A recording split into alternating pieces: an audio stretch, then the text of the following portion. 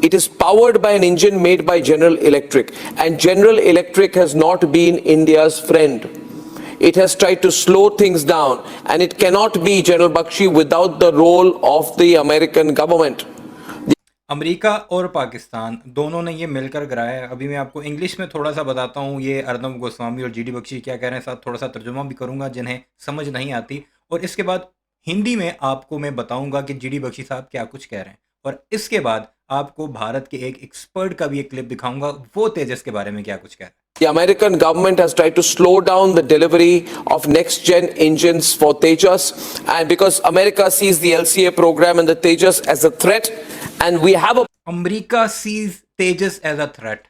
वो जाहिल के बच्चों, अमेरिका 6th जनरेशन पे पहुंच गया और तुम्हारे इस मार्क 1 को थ्रेट समझेगा अमेरिका? अक्ल की बात करो कुछ। चाइना तुम्हें थ्रेट समझेगा, पाकिस्तान तुम्हें थ्रेट समझेगा, जिसके पास जेट एंड सी हैं, वो इस तेजस समोसे को जो है वो अपने लिए थ्रेट समझेंगे। problem therefore of both the problems within the Tejas. Arnab, you are very right. You never know when Sindoor 2.0 could start. You know, ignite all over again. Apropos the GE 404 engine, we were supposed to get this 2 years back. We have paid up $1 billion hard cash. We are not asking for it gratis or in bheek as Pakistan takes. We have paid hard cash. Until now we've gotten only 2 engines, Arnab. वही रोना धोना के 2 साल हो गए, हमने 1 billion hard cash दी हुई है अमेरिका को, और उसने जीई के अभी तक हमें 2 इंजन सिर्फ दिए हैं। Over 2 years have passed. And I don't know why we have still gone ahead and said that we will, for the 1A, also going for the American engine. I thought it was time to change. कुछ दिन पहले एक और agreement हुआ इनका 113 engine उसी GE company के साथ, जिसका ये रोना रो रहा है कि 2 साल पहले हमने $1 बिलियन हार्ड कैश फराहम की थी, हमें अभी तक इंजन नहीं मिले। एक और मुआहदा इनका हो चुका है कुछ टाइम पहले ही। They have reneged on their promises. They have deliberately tried to slow it down. 3 Apaches were coming to us. They came via Turkey. Turkey stopped them and sent them back because it was apprehensive that maybe a conflict could start with Pakistan. And it was trying to help Pakistan between America and Turkey. I think we might as well now learn to distinguish who are our friends, whom can we rely upon. देखिए, अभी ही एक बहुत दुखद खबर आई है कि हमारा एक लाइट कॉम्बैट एयरक्राफ्ट जो कि दुबई एयर शो में एरोबैटिक्स कर रहा था, वो क्रैश हो गया है। लाइट कॉम्बैट एयरक्राफ्ट अपने आप में इसका जो एक्सीडेंट रिकॉर्ड है बहुत बेहतरीन है। पिछले साल तक तो एक भी एयर क्रैश नहीं हुआ था इतने साल की फ्लाइंग के बाद। तो क्या असली में हुआ, क्या प्रॉब्लम थी? टेक्निकल प्रॉब्लम थी, साबोटाज था, पायलट एरर थी, कुछ भी हम नहीं कह सकते इस वक्त। विद श्योरिटी हमको कोर्ट ऑफ इंक्वायरी का इंतजार करना होगा। बट कई लोग भारत में बट के बाद जो है ना असल कहानी शुरू होती है। पहले ये कह रहा है कि कुछ भी हो सकता है, अभी कोर्ट ऑफ इंक्वायरी के बाद ही हम बताएंगे, लेकिन अभी ही तजजिया देगा वो, सुनिएगा जरा। बड़े नाराज हैं और ये अटकलें लगाई जा रही हैं कि दुबई में जो हुआ वहाँ बहुत सारे पाकिस्तानी हैं। कल पाकिस्तानी मीडिया बड़ी अटकलें लगा रहा था अपने सोशल मीडिया में कि इसमें से ऑयल लीक हो रहा था, ये हो रहा था, फलाना ढिमकाना, बैड माउथिंग करने की कोशिश करते हैं, खासकर लाइट कॉम्बैट एयरक्राफ्ट तेजस को। क्योंकि ये ठीक डायरेक्ट कंपटीशन में है JF-17। कितना कंपटीशन है, थोड़ा इंतजार कीजिएगा, मैं भारतीय एक्सपर्ट की ही जुबानी बताऊंगा कितना बड़ा कंपटीशन है तेजस का और JF-17 का। पाकिस्तान जॉइंटली बिल्ट फाइटर, और यहाँ जे भी एयर शो पे हमारा LCA जाता है वो अपना JF-17 को विड्रॉ कर लेते हैं। और इसमें भी JF-17 था, लेकिन आज तक 4 दिनों में वो फ्लाई नहीं किया। वो उसको जब देखते हैं कि LCA है, वो जानते हैं कि वो सामने फीका पड़ जाएगा, और वो JF-17 को विड्रॉ कर लेते हैं या उड़ने नहीं देते। इस एयर शो में भी वो नहीं उड़ा है एक बार भी ये JF-17।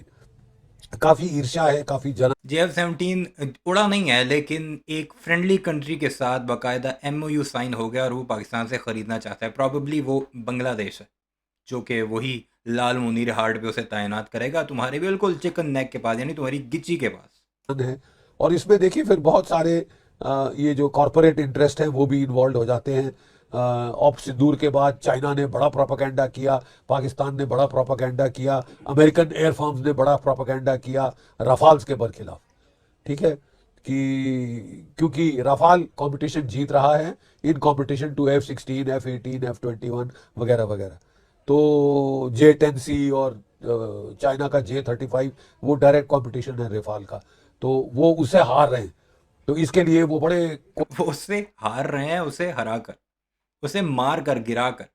3-4 जहाज तो तुम्हारे मई में गिरे हैं, वो भी राफेल गिरे हैं। खुद राफेल की कंपनी ने एक्सेप्ट किया है, खुद वहां के आर्मी चीफ ने एक्सेप्ट किया है फ्रांस के। और ये वाहिद मुल्क है जो अपने ही जहाज़ों के खिलाफ प्रोपेगेंडा करता है। अजीब मंतक है इनकी। कोशिश की उन्होंने इसको नाम खराब करने के लिए, बैड रेपुटेशन, इसकी रेपुटेशन स्पॉइल करने के लिए, लेकिन सच पकड़ा जाता है, सच को छुपा नहीं सकते आप। एयर शोज में ऐसा होता है, हर किस्म के एयरक्राफ्ट क्रैश हुए हैं। कोई रफाल तो एक बहुत सेफ एयरक्राफ्ट है, मैंने बोला ना, ये सेकंड एयर क्रैश है इन ऑल दी 30-40 ईयर्स, तो ये अपने आप में।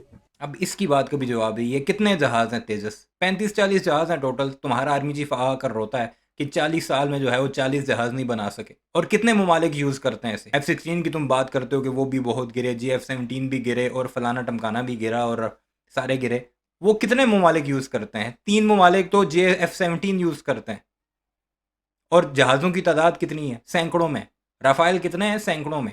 F-16 कितने हैं? हज़ारों में कह सकते हैं आप F-16 तो, क्योंकि एक लंबे अरसे से सर्विस में।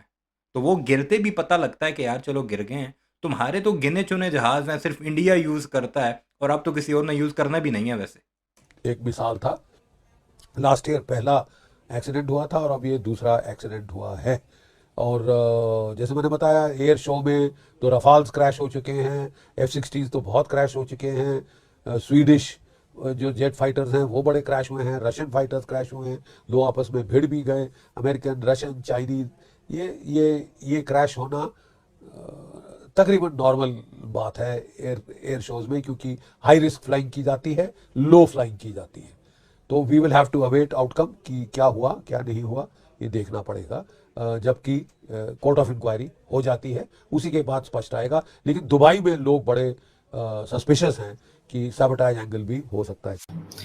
अब ये बहुत इंपॉर्टेंट है, ये है द जयपुर डायलॉग नामी एक चैनल, और ये जो बंदा है एनको वाला, संजय दीक्षित इसका नाम है, 20वें ग्रेड का रिटायर्ड कोई ब्यूरोक्रेट है, डिप्लोमेट है, उसके साथ एविएशन एक्सपर्ट बैठा हुआ है। वो क्या कुछ कह रहा है, वीडियो थोड़ी पुरानी है लेकिन एक्सपर्ट की बातें तो चेंज नहीं हो सकती। इसने क्या कुछ कहा था तेजस वर्सेस F-17 के बारे में, वो जरा सुनिएगा। भारतीयों की बोलती बंद करने के लिए छोटा सा क्लिप भी काफी है। तेजस Mark 1A versus JF-17 block 3। भाई JF-17 ब्लॉक 1 भी तुम्हारे तेजस Mark 3 से भी बेहतर होने वाला है, ठीक है ना?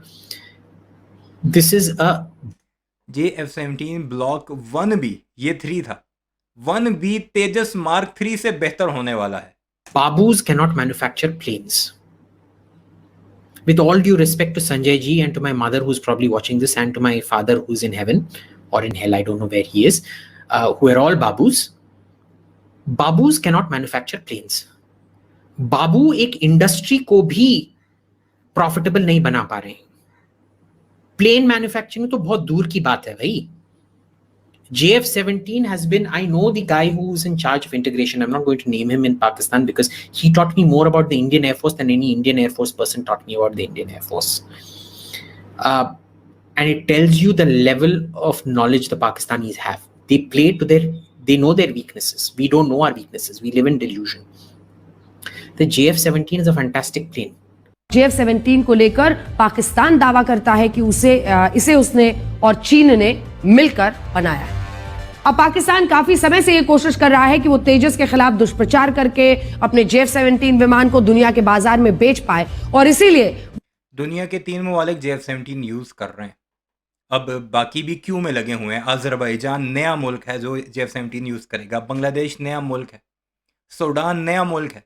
तुम्हारा तेजस अपने मुल्क के लिए तुम बना नहीं पाए, और हम प्रोपेगेंडा करेंगे तुम्हारे तेजस के खिलाफ कि वो कंपटीशन ना दे सके JF-17 को। थोड़ा बड़े हो जाओ। नरेंद्र मोदी की मददसराई या इस पूरे कांड के ऊपर से अपनी शर्मिंदगी मिटाने के लिए तुम पाकिस्तान का नाम दे रहे हो, कभी अमेरिका का देते हो। अब जरा इस चवल की सुनिएगा। वो लगातार इस एयर शो में भी तेजस को झूठी खबरों से निशाना बना रहा है। सोचिए, हादसा तो आज हुआ है, लेकिन पहले से ही वो इस तरह की खबरें फैला रहे थे, जिसका फैक्ट चेक PIB ने किया। अब आज की घटना के बाद वो इसका जश्न मना रहा है। ये लगातार तीसरा मौका था जब तेजस ने दुबई एयर शो में हिस्सा लिया। दुबई एयर शो को दुनिया में हवाई जहाज, हथियारों, ड्रोन, एयरलाइंस, टेक कंपनीज के लिए सबसे बड़ा बाजार माना जाता है।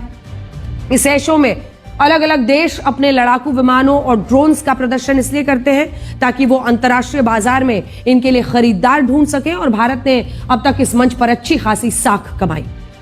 इस बार भी इस एयर शो में 98 देशों के 200 से ज्यादा विमान हिस्सा ले रहे थे और कुल 115 देशों के प्रतिनिधिमंडल इस एयर शो में शामिल। 200 देशों के जहाज हिस्सा ले रहे थे लेकिन गिरा एक ही, तेल एक का ही लीक हुआ, जिसे ना सिर्फ पाकिस्तान बल्कि पूरी दुनिया के मीडिया ने कवर किया। यूएस का, इंग्लैंड का, मिडल ईस्ट का, तुर्की का, तमाम के तमाम ममालिक, यूरोप के कवर करते रहे कि ये देखो जी कुछ लीक हो रहा है। और तुमने कवर कैसे किया? बैगों के साथ उसे।